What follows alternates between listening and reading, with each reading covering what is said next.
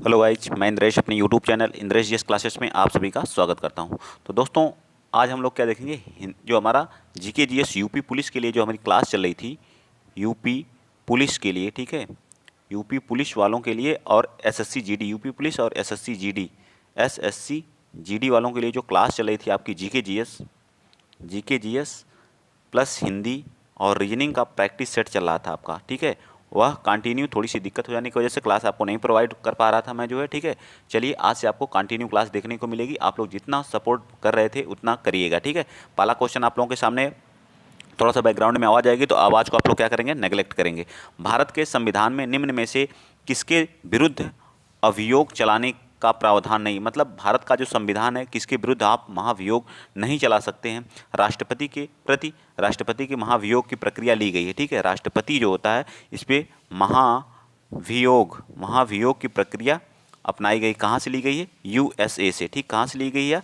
किस आर्टिकल के तहत इस पे चलाई जा सकती है? तो आर्टिकल कौन सा हमारा 61 के तहत जो है महाभियोग की प्रक्रिया चलाई जा सकती है राष्ट्रपति पे। राज्यपाल के विरुद्ध, तो राज्यपाल के विरुद्ध कोई महाभियोग की प्रक्रिया नहीं चलाई जा सकती। हमारा बी पार्ट क्या हो जाएगा? बिल्कुल सत्य हो जाएगा। क्या हो जाएगा? बी पार्ट हमारा क्या होगा? बिल्कुल सत्य हो जाएगा, ठीक है। न्यायाधीश, भारत के मुख्य न्यायाधीश के प्रति, भारत के उपराष्ट्रपति के प्रति भी महाभियोग की प्रक्रिया क्या चलाई जा सकती है? चलाई जा सकती है, ठीक है। किसके विरुद्ध नहीं चलाई जा सकती? तो राज्यपाल के प्रति, ठीक। चलिए नेक्स्ट चलते हैं। क्वेश्चन नंबर 2 बताएंगे, कंप्यूटर में डाटा का किस रूप में भंडारण होता है? जो हमारा डाटा होता है, जो हमारी सूचना होती है, वह किस रूप में क्या होती है? भंडारित होती है। किसमें? कंप्यूटर में। बताइए, कंप्यूटर में जो डाटा होता है वो डेसिमल के रूप में, किसके रूप में? हेक्साडेसिमल या ऑक्टल, तो किसके रूप में होता है? बाइनरी के रूप में होता है। किसके रूप में होता है? बाइनरी के रूप में होता है। तो इसका राइट आंसर क्या आ जाएगा? डी पार्ट बिल्कुल सत्य हो जाएगा। बाइनरी नंबर हमारे उसमें क्या कोडिंग करते हैं? तो हमारा 0 और 1 हमारे क्या आते हैं? बाइनरी नंबर होते हैं। दो हमारे क्या होते हैं? Binary number. 0 को क्या बोलते हैं? ऑफ बोलते हैं। क्या बोलते हैं? ऑफ बोलते हैं। और 1 को क्या बोलते हैं? ऑन बोलते हैं। क्या बोलते हैं? ऑन बोलते हैं, ठीक। ये सारी चीज़ें आपको क्या होनी चाहिए? याद होनी चाहिए, ठीक है। इसमें हेक्सागोनल डेसिमल होता है, ऑक्टा डेसिमल होता है, ठीक है। सारी चीज़ें आपको याद रखना है। नेक्स्ट आगे का क्वेश्चन नंबर 3 बताएंगे। क्वेश्चन नंबर 3 करा, संविधान के किस अनुच्छेद में प्रावधान के अंतर्गत भारत सरकार ने भारत रत्न और पद्मश्री को प्रारंभ किया था? भारत रत्न और भारत पद्मश्री को किसके तहत स्टार्ट किया गया था? किसके तहत? क्वेश्चन नंबर 3 का, तो यह आर्टिकल 16 के तहत हम लोग क्या किए थे? स्टार्ट किए थे। किसके तहत? आर्टिकल 16 के तहत। भारत रत्न की शुरुआत कब हुई थी? इसको बताइए। भारत रत्न की शुरुआत कब हुई थी? भारत रत्न की शुरुआत कब हुई थी? स्टार्ट कब हुआ था? तो 1954 से, ठीक है। 1954 से। पहली बार कितने व्यक्तियों को दिया गया था? तो 3 व्यक्तियों को दिया गया था। कौन थे? सीवी रमन साहब थे। सीवी रमन, ठीक है। सीवी रमन, सी सी राज गोपालाचारी को, सी राज गोपालाचारी जी को, गोपालाचारी जी को, ठीक है। और यस राधा कृष्णन को, ठीक है। और यस राधा राधा कृष्णन जी को, ठीक है। यस राधा कृष्णन जी को। ये हमारे भारत के क्या थे? फर्स्ट क्या थे? पहले उपराष्ट्रपति भी थे। यस राधा कृष्णन पहले क्या थे? उपराष्ट्रपति भी थे। और दूसरे क्या थे? सेकंड क्या थे? राष्ट्रपति भी थे, ठीक है। सेकंड क्या थे? राष्ट्रपति। कभी कभी क्वेश्चन पूछ लेता कौन सा व्यक्ति ऐसा है जो भारत का पहला राष्ट्रपति और दूसरा उपराष्ट्रपति दोनों पद को ग्रहण किया था? तो हमारे कौन थे? यस राधा कृष्णन, जिनको क्या दिया गया था? भारत रत्न दिया गया था 1954 में पहली बार। 3 लोगों को दिया गया था, सीवी रमन साहब को और सी राज गोपालाचारी और यस राधा कृष्णन को, 3 लोगों को दिया गया था, ठीक है। लास्ट टाइम कब दिया गया था? लास्ट टाइम 2019 में दिया गया था। लास्ट टाइम कब दिया गया था? 2019 के बाद अब तक नहीं दिया गया है। तो किसको किसको दिया गया? प्रणब मुखर्जी को। किसको? प्रणब मुखर्जी हमारे क्या थे? राष्ट्रपति भी रह चुके। प्रणब मुखर्जी साहब को, मुखर्जी जी को, ठीक है। नाना देशमुख को, नाना देशमुख को 3 लोगों को दिया गया था, ठीक है। नाना देशमुख और कौन थे? और कौन बताए थे? असम के एक थे, क्या नाम था उनका? भूपेन हजारिका साहब को, ठीक। किसको? भूपेन हजारिका साहब को, ठीक है। भूपेन हजारिका साहब को। 3 लोगों को अभी 2019 में दिया गया, उसके बाद से अब तक नहीं दिया गया था। कब इसको बंद कर दिया गया था? जब क्या जनता पार्टी की क्या आई थी? सरकार आई थी, तो इसको क्या कर दिया गया था? बंद कर दिया गया था। 1977-78 के आसपास इसको बंद कर दिया गया था। फिर पुनः जो है इंदिरा गांधी की सरकार बनती है और इसको पुनः स्टार्ट किया जाता है। सबसे कम उम्र में किसको दिया गया था भारत रत्न? तो ये थे सचिन तेंदुलकर जी, ठीक। इतना डिटेल से कोई नहीं बताएगा जितना डिटेल्स मैं यहाँ आप लोगों को बता रहा हूँ, ठीक है। चलिए आगे चलते हैं। नेक्स्ट अगला पॉइंट है, अगला क्वेश्चन है। क्वेश्चन अगला क्वेश्चन नंबर 4 कह रहा है कि भारत में कृषि आयकर लगाया जा सकता है। जो कृषि आयकर है किसके द्वारा लगाया जाता है? जो कृषि पर आय लगाया जाता है वह किसके द्वारा लगाया जाता है? राज्य सरकार द्वारा, केंद्र और राज्य सरकार दोनों द्वारा, केंद्र सरकार द्वारा या स्थानीय सरकार द्वारा, किसके द्वारा लगाया जाता है? क्वेश्चन नंबर 4 का। तो यह जो कर जो है जो हमारी राज्य सरकारें होती हैं उसके द्वारा कृषि पर किसके द्वारा लगाया जाता है? राज्य सरकार द्वारा लगाया जाता है। ठीक है, ठीक। तो बताइए, तो फसल जो होती है, कृषि फसल के कितने प्रकार होते हैं इसको बता दीजिए। जब कृषि से फसल कितनी होती है? 3 प्रकार की हमारी होती है। कौन कौन सी होती है? एक रबी की होती है, ठीक है, रबी की होती है। और एक कौन सी होती है? खरीफ की होती है। कौन सी? खरीफ की, रबी, खरीफ। और एक क्या होती है? जायद की होती है। कौन सी होती है? जायद की होती है, ठीक है, जायद की होती है। इन सभी पे कर कौन लगाता है? राज्य सरकार लगाती है, ठीक है। रबी फसल की बुआई कब होती है बताइए? अक्टूबर और नवंबर में इसकी क्या की जाती है? बुआई की जाती है, ठीक है। और इसकी कटाई कब की जाती है? कटाई जो इसकी मार्च और अप्रैल में कर ली जाती है। कब? मार्च और अप्रैल में, ठीक है, मार्च और अप्रैल में इसकी क्या कर ली जाती है? कटाई कर ली जाती है, ठीक। इसके अंदर कौन कौन सी फसल आती है? तो हमारा क्या आता है? गेहूँ आता है, ठीक है, गेहूँ आता है, ठीक। और क्या आती है? सरसों आती है, ठीक। क्या आती है? सरसों आती है, ठीक। गेहूँ, सरसों, चना आता है, ठीक है। क्या आता है? चना आता है, ठीक। चना, और बताइए क्या आता है? चना, गेहूँ, सरसों, तिल आता है, ठीक है, तिल इसी के अंतर्गत आता है। और क्या आता है? और बताइए। और बहुत सारी फसलें होती हैं उनके बारे में भी आप लोग जितनी याद हो सारी चीज़ें आप लोग क्या करिए, यहाँ पे क्या करिए, मटर आती है, ठीक है, मटर भी लिख सकते हैं आप लोग, मटर, ठीक है। जौ आता है, ठीक है, जौ। ये सभी हमारे क्या होते हैं? रबी की फसल होती है। खरीफ की बुआई कब होती है? तो यह जो है जून और जुलाई में होती है। बुआई कब होती है? जून एंड जुलाई में इसकी क्या होती है? बुआई होती है। कटाई कब होती है? कटाई इसकी जो है अक्टूबर और नवंबर में इसकी क्या हो जाती है? अक्टूबर और नवंबर में क्या होती है? कटाई होती है। इसकी फसलों के नाम बताइए। धान है, धान, बाजरा, बाजरा, बाजरा, ठीक, धान, बाजरा और अरहर, अरहर, कपास, कपास, जूट, जूट, सारी फसलें इसी के अंतर्गत आती हैं, ठीक है। मक्का, ये सभी इसी के अंतर्गत आते हैं सब। और जायद में क्या आता है? ककड़ी, खीरा, तरबूज, खरबूज आता है, ठीक है। ककड़ी, खीरा, तरबूज, खरबूज, ये सभी हमारे किसके? जायद के अंतर्गत आते हैं, ठीक है। चलें आगे, चलिए बिल्कुल चलते हैं। नेक्स्ट पॉइंट, अगला पॉइंट आप लोगों के सामने क्वेश्चन नंबर 5। क्वेश्चन नंबर 5 करा निम्नलिखित में से कौन सा एक द्रव्यता अनुपात है? ठीक है, द्रव्यता अनुपात है। पूंजी, लिक्विडिटी रेशियो पूछ रहा है, ठीक है। लिक्विडिटी पूंजी का रिटर्न चालू अनुपात, या परिसंपत्ति टर्नओवर, या ऋण में शेयर पूंजी अनुपात, बताइए। क्वेश्चन नंबर 5 का राइट आंसर क्या आ जाएगा? बी, चालू अनुपात हमारा क्या कहलाता है? द्रव्यता अनुपात कहलाता है, ठीक है, ये याद रखिएगा, ठीक। अर्थव्यवस्था से क्वेश्चन नंबर 6 बताइए। कह रहा है कि भारतीय संविधान के अंतर्गत निम्नलिखित में से कौन सा एक मौलिक कर्तव्य नहीं है? मौलिक कर्तव्य, ठीक है, मौलिक कर्तव्य। मूल संविधान में कितने मौलिक कर्तव्य थे बताइए? मूल संविधान में कितने मौलिक कर्तव्य थे? मूल संविधान में मौलिक कर्तव्य कितने थे? मौलिक कर्तव्य कितने थे? तो एक भी नहीं थे, ठीक है। इनको कब जोड़ा गया था? 42वां संविधान संशोधन, 42वां कॉन्स्टिट्यूशन अमेंडमेंट 1976 के तहत, ठीक है। कितने? 10 जोड़े गए थे, 10, ठीक है। फिर हमारा 86वां संविधान संशोधन कॉन्स्टिट्यूशन अमेंडमेंट 2002 में 11वां संविधान संशोधन जोड़ा गया था, 11वां, ठीक है, 11वां, जिसमें क्या था? 6 से 14 वर्ष के बच्चों को निःशुल्क शिक्षा प्रदान करना था। क्या था? निःशुल्क शिक्षा क्या करना था? प्रदान करना था। किस आर्टिकल में यह दिया गया है? तो भाग इसके लिए कौन सा है? मौलिक कर्तव्य के लिए, या मौलिक कर्तव्य के लिए भाग कौन सा? भाग 4 का क है, ठीक है। और आर्टिकल कौन सा है? आर्टिकल हमारा है 51 का क है, 51 का क है, इसको भी याद रखिएगा, ठीक है।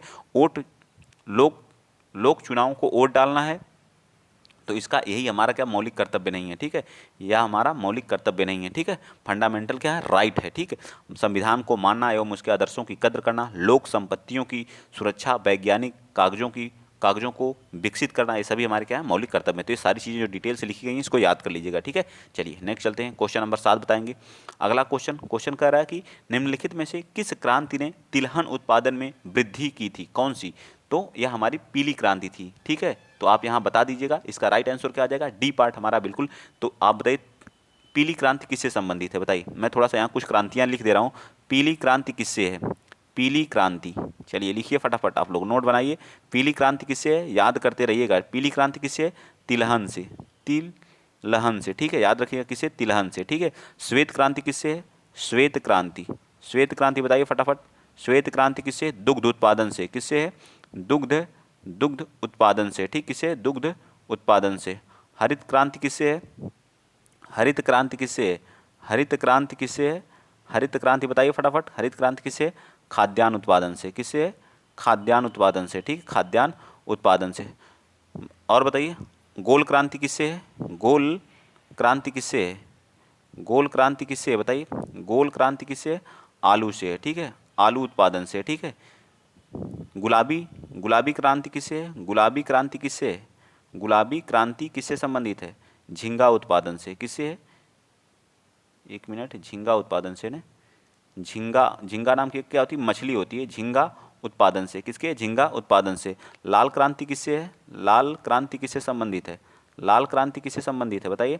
लाल क्रांति हमारी किससे? टमाटर और मांस उत्पादन से। टमाटर और मांस उत्पादन से, ठीक है, टमाटर और मांस उत्पादन से, ठीक।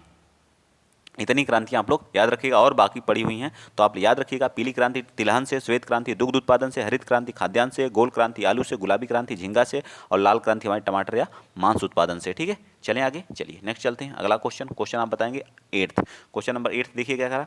कौन सा भोजन तुरंत शक्ति प्रदान करता है? मतलब कौन सा भोजन है जिससे हमें तुरंत क्या एनर्जी हमें क्या मिलती है? शक्ति का मतलब क्या होता है? पावर या एनर्जी हमें क्या होती है? प्रोटीन से आपको प्राप्त होती है? जी बिल्कुल नहीं। प्रोटीन विटामिन से होती है, मक्खन से होती है, ग्लूकोज से होती है। किससे होती है? हमको ग्लूकोज से हमें क्या मिलती है? तुरंत एनर्जी मिलती है, ठीक है। क्या मिलती है? तुरंत एनर्जी हमें कौन देता है? तो किससे मिलती है? ग्लूकोज से मिलती है, ठीक है। अब विटामिन के कितने टाइप होते हैं बताइए? विटामिन के कितने टाइप होते हैं बता दीजिए यहीं पे। विटामिन जो होते हैं उसके 2 टाइप होते हैं। एक क्या होता है? जल में घुलनशील होता है। एक क्या होता है? जल में। एक क्या होता है? वसा में घुलनशील होता है, ठीक है। क्या होता है? वसा में। जो जल में होता है वो कौन कौन सा होता है हमारा? बी और सी होता है। और वसा में घुलनशील कौन कौन सा होता है? ए, डी, ई, और कौन सा होता है? के होता है। ए, डी और के होता है। 4 हमारी विटामिन क्या होती हैं? वसा में घुलनशील होती हैं। बी और सी हमारी क्या होती है? जल में होती है, ठीक है। विटामिन बी को क्या कहते हैं? थायमीन बोलते हैं। थायमीन, ठीक है, थायमीन, ठीक, थायमीन। इसको क्या बोलते हैं? इसका रासायनिक नाम क्या है? Ascorbic acid. एस्कॉर्बिक एसिड बोलते हैं। एस्कॉर्बिक एसिड बोलते हैं, ठीक, एस्कॉर्बिक एसिड बोलते हैं, ठीक है। विटामिन ए को क्या बोलते हैं? विटामिन ए को रेटिनॉल बोलते हैं। रेटिनॉल बोलते हैं, ठीक है। विटामिन डी को कैल्सीफेरॉल बोलते हैं। कैल्सीफेरॉल बोलते हैं। क्या बोलते हैं? कैल्सीफेर। इससे कौन सा बीमारी होती है? रिकेट्स नाम की बीमारी होती है। रेटिनॉल विटामिन ए की कमी से कौन सा रोग होता है? रतौंधी नामक रोग होता है, ठीक है। विटामिन बी की कमी से वेरी नामक एस्कॉर्बिक एसिड हमारा कहाँ पाया जाता है? आंवला में सर्वाधिक। विटामिन सी सर्वाधिक किस में पाया जाता है? तो आंवले में सर्वाधिक पाया जाता है, ठीक। चलिए आगे चलते हैं। नेक्स्ट अगला क्वेश्चन नंबर 9 बताएंगे आप लोग। क्वेश्चन नंबर 9 देखिए क्या करा।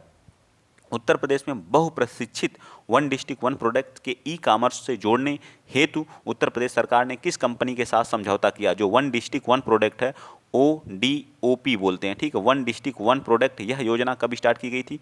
2018 की यह योजना है। कहाँ की है? यूपी की है, ठीक है। किसकी है? यूपी की है। यह किसके तहत जो है, कौन सा जो कंपनी के साथ जो यूपी सरकार है किसके साथ समझौता की है ये भी बता दीजिए। तो यह जो किसके साथ की है? अमेजन के साथ की है। किसके साथ की है? अमेजन के साथ की है, ठीक है। नेक्स्ट क्वेश्चन नंबर 10 बताइए। निम्नलिखित में से कौन सा जिला भारत के अंतर्राष्ट्रीय सीमा पर स्थित है? कौन सा ऐसा जिला है जो क्या है? अंतर्राष्ट्रीय सीमा पर स्थित है। भारत का कौन सा ऐसा जिला है जो अंतर्राष्ट्रीय सीमा पर स्थित है? गोरखपुर है, जयपुर है, कुलेर है, या किन्नौर है? तो हमारा किन्नौर जिला ये कहाँ पे पड़ता है? हिमाचल प्रदेश में पड़ता है, ठीक है। कहाँ पे पड़ता है? हिमाचल प्रदेश में पड़ता है। ये किस पे है? यह हमारा जो है अंतर्राष्ट्रीय सीमा पर स्थित है, ठीक है। चीन की अंतर्राष्ट्रीय सीमा पर जो बाउंड्री शेयर करता है उसकी सीमा पर स्थित है। चीन की राजधानी कहाँ है बताइए? तो शिमला। हिमाचल प्रदेश की राजधानी कहाँ है? शिमला है, ठीक है, शिमला। यहीं पे क्या आलू अनुसंधान केंद्र भी है। आलू अनुसंधान केंद्र भी हमारा कहाँ पे? शिमला में है। आलू अनुसंधान केंद्र हमारा कहाँ पे? शिमला में है, याद रखिएगा, ठीक है। सेब उत्पादन के लिए भी जाना जाता है हमारा शिमला, ठीक है। कुल्लू हो गया, मनाली हो गया, सभी हमारे कहाँ पे पड़ते हैं? शिमला में, हिमाचल प्रदेश में ही पड़ते हैं। आइए चलते हैं नेक्स्ट क्वेश्चन अगला बताएंगे 11। क्वेश्चन नंबर 11 करा। मोनोजाइट किसका अयस्क है? मोनोजाइट हमारा जो थोरियम का अयस्क है। किसका है? थोरियम का अयस्क है। मोनोजाइट किसका है? थोरियम का अयस्क है। थोरियम का अयस्क क्या है? मोनोजाइट होता है। मोनोजाइट की क्या पाई जाती है? मोनोजाइट की रेत पाई जाती है। मोनोजाइट की यह कहाँ पे पाई जाती है? जो हमारा पश्चिमी घाट है, पश्चिमी घाट केरल वाले इलाके में पाया जाता है। केरल वाले एरिया में क्या किया जाता है? पाया जाता है। ये भी याद रखिएगा। केरल की राजधानी कहाँ है? तिरुअनंतपुरम है। कहाँ है? तिरुअनंतपुरम है। कहाँ पे? तिरुअनंतपुरम है, ठीक है। केरल की राजधानी कहाँ पे है? तिरुअनंतपुरम है। यहीं पे क्या है? वाटर मेट्रो चलाई गई है। कौन सी वाटर मेट्रो कहाँ पे चलाई गई? वाटर मेट्रो केरल में ही चलाई गई। सर्वाधिक साक्षरता वाला, सर्वाधिक साक्षर जिला राज्य कौन सा है? यही है, ठीक है। लिंगानुपात में प्रथम स्थान पे कौन है? हमारा केरल है। लिंगानुपात में कौन है? केरल है, ठीक है। तो याद रखिएगा, मोनोजाइट कहाँ पे है? थोरियम का अयस्क है। किसका है? थोरियम का है, ठीक है। मोनोजाइट किसका है? थोरियम का अयस्क है। या कहाँ पे पाया जाता है? पश्चिमी घाट के केरल वाले क्षेत्र में पाया जाता है। केरल का जो राजधानी कहाँ है? तिरुवनंतपुरम है, ठीक है। केरल में क्या मेट्रो, वाटर मेट्रो चलाई गई है। एक अंडर वाटर मेट्रो कहाँ पे चलाई गई है? वो कोलकाता के हुगली नदी पे चलाई गई है। और केरल में जो लिंगानुपात सर्वाधिक है, केरल की साक्षरता क्या है? सर्वाधिक है, ठीक है। और डिजिटल, सबसे ज़्यादा डिजिटलाइजेशन होने वाला स्टेट कौन सा? वो भी हमारा कौन सा है? केरल है, ठीक है। तो ये सारी चीज़ें आप याद रखिएगा केरल के बारे में, ठीक। चले आगे, चलिए नेक्स्ट चलते हैं। अगला क्वेश्चन आप बताएंगे, क्वेश्चन नंबर 12। निम्नलिखित कह रहा है कि निम्नलिखित में से किसके शासनकाल में मुगलों और मराठों के बीच द्वंद्व प्रारंभ हुआ था? मुगल एवं मराठों के बीच क्या हुआ था? द्वंद्व आरंभ हो गया था। अकबर के समय, जहांगीर के समय, शाहजहां के समय या औरंगजेब के समय? 12 का राइट आंसर आप बताएंगे।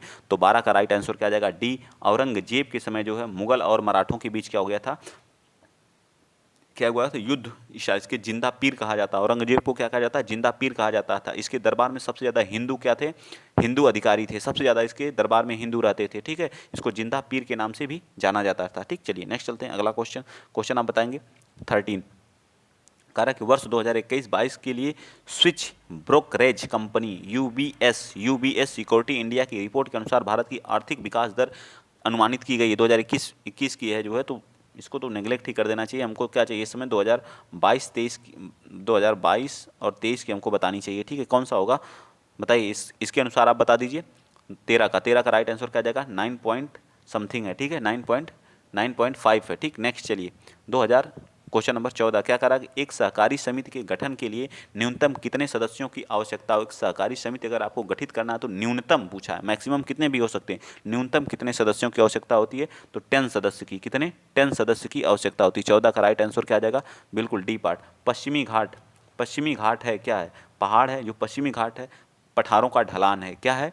यह पठारों का ढलान है, ठीक है। ये वाला एरिया पूछ रहा हमसे, ठीक है। ये वाला एरिया, ये जो हमारा है, ये क्या पठारों का क्या है? पठारों का क्या है? पठारों का क्या है? ढलान है, ठीक है। ढलान है, ढलान है। यह नदियों का क्या है? डेल्टाई एरिया पड़ता है। इधर बहुत कट कुट हुआ है, बहुत कट छट गया नदियों के कारण जो है, ठीक है। सारी नदियाँ, क्योंकि बे ऑफ बंगाल में अपना क्या करती हैं? जल गिराती। चाहे गंगा हो गया, चाहे बैतरणी हो गया, ठीक है, चाहे कावेरी हो गया, कृष्णा हो गया, गोदावरी, सभी नदियाँ अपना जल काम बे ऑफ बंगाल में गिराती हैं, जिसकी वजह से ये वाला जो हमारा पूर्वी तट बहुत कटा छटा दिखाई देता है, ठीक है।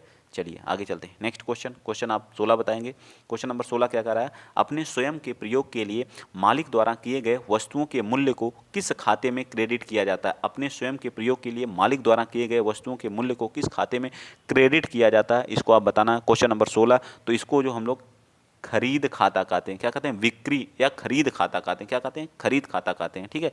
नेक्स्ट क्वेश्चन बताएंगे 17। निम्नलिखित में से किन किन सम्राटों के शासनकाल में भारत का पहला मुद्रा रुपया हुआ था? किसके समय? अकबर के समय, हुमायूं के समय, तो शेर शाह सूरी के समय, ठीक है। किसके समय? शेर शाह सूरी के समय। किसके समय? शेर शाह सूरी के समय हमारा बिल्कुल राइट हो जाएगा। या किस वंश का था? तो सूर वंश का था। किस वंश का था? सूर वंश का था।